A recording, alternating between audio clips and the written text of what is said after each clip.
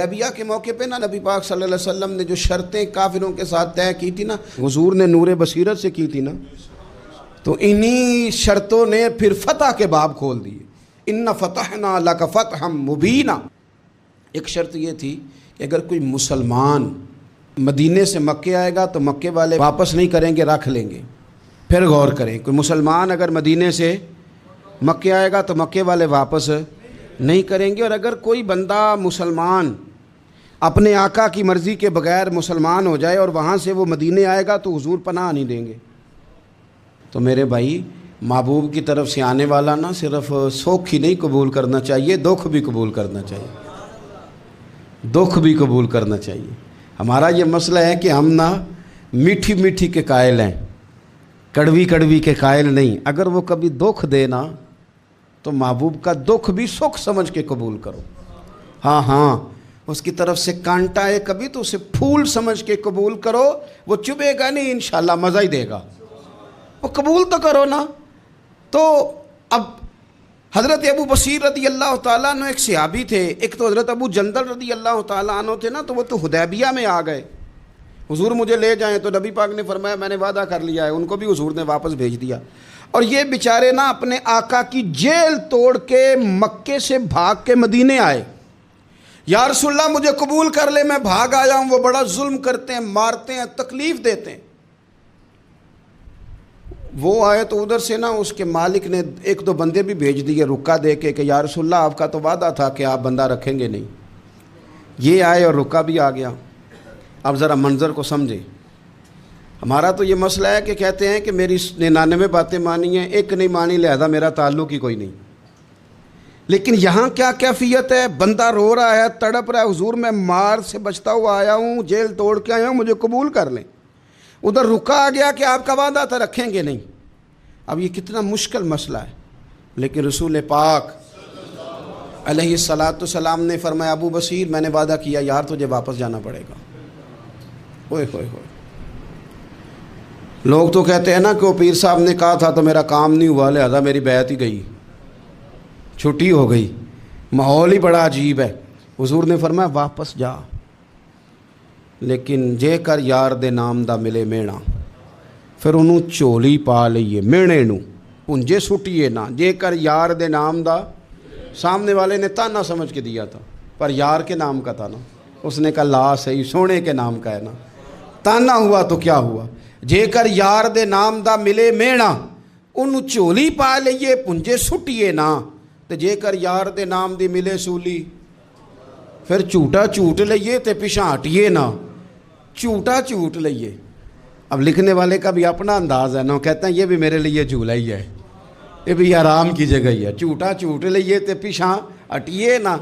حضرت ابو بصیر رضی اللہ تعالیٰ عنہ سے حضور نے فرمایا واپس جانا ہے. کہ سونے ٹھیک ہے، کوئی شکوہ نہیں، کوئی گلہ نہیں، یہ بھی میرے محبوب کا حکم ہی ہے.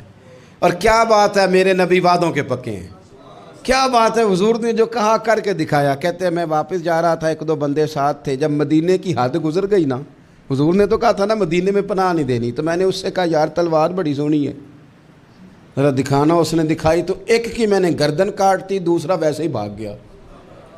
اور بھاگ کے حضور کے پاس آیا جی اس نے تو مار دیا. تو سرکار فرمانے لگے میں نے تو وعدہ پورا کیا تھا نا، تم سے نہیں سنبھالا گیا تو معاملہ تمہارا ہے.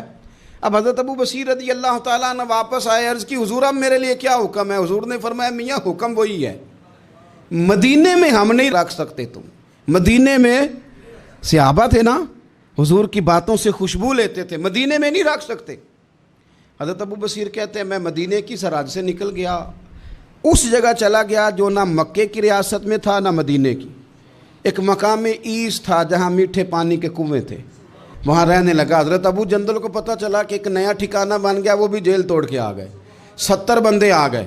وہاں سے قافلے گزرتے تھے کافروں کے، یہ بھی مسلمانوں کو تنگ کرتے تھے. اگر مکے سے کوئی قافلہ گزرتا تھا تو ہم نے بھی ان کو پکڑا. کافر کا مال مال غنیمت اسباب بن گیا. اور وہ جب قافلہ لے کے آتے تھے تو ڈرے ہوتے تھے، اور ان کو تو ستایا تھا نا. کہتے ہیں ہمیں ستایا بڑا تھا، ہم تو انقلابی بن گئے تھے. ہم تو رکھ لیتے نا، بڑی منت کرتے، بڑی جان مشکل سے چھڑاتے. 70 بندے ہو گئے، پھر 300 ہو گئے. تب وہ بصیر کہتے ہیں دنیا مدینے جاتی تھی لیکن ہم تڑپتے تھے. ہم تڑپتے تھے رت لنگ گئی ہے پھر بہار آندی تے اج چٹھیاں مدینے آئیاں نہیں. ہم تڑپتے تھے کہ یار کوئی موقع ملے. روز رات کو روتے تڑپتے.